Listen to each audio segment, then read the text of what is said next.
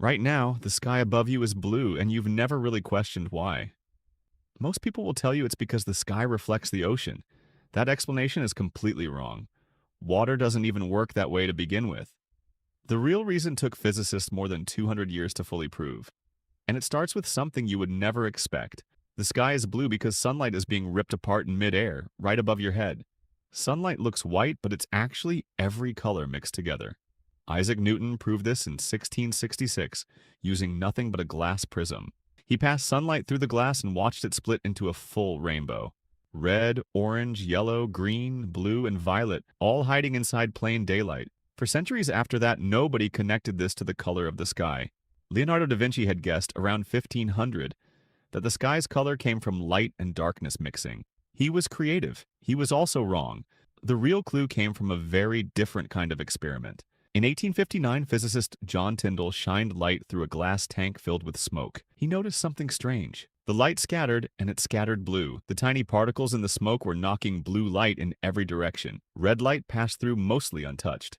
This effect became known as the Tyndall effect, but Tyndall couldn't explain exactly why blue light scattered so much more. That answer came 12 years later from physicist Lord Rayleigh. In 1871, Rayleigh worked out the actual math behind the scattering. Sunlight doesn't hit smoke to make the sky blue. It hits ordinary air, nitrogen and oxygen molecules, the exact same air you're breathing right now. These molecules are far smaller than the wavelength of visible light.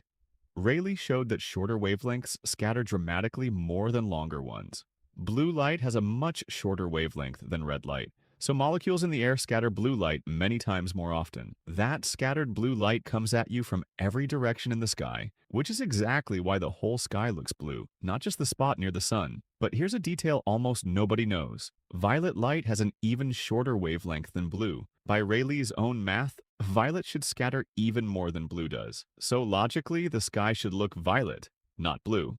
It doesn't. And the reason comes down to your own eyes. Sunlight actually contains less violet light than blue light to begin with, and the human eye is simply less sensitive to violet wavelengths. Your eyes have three types of color receptors called cone cells. The cones tuned to blue light are far more responsive than the ones tuned to violet. So your brain blends the scattered light into what you perceive as blue. The sky isn't lying to you. Your own biology is doing some of the work. And this same exact trick explains something else entirely. Why sunsets turn red.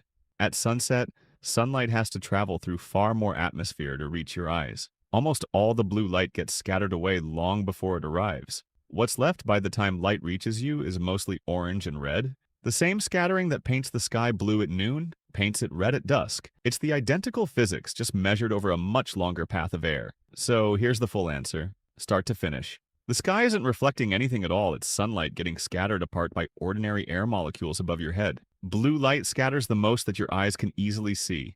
And every sunset is just that same process, stretched across more sky. So the next time someone tells you the sky reflects the ocean, you'll know the truth is written in the air itself.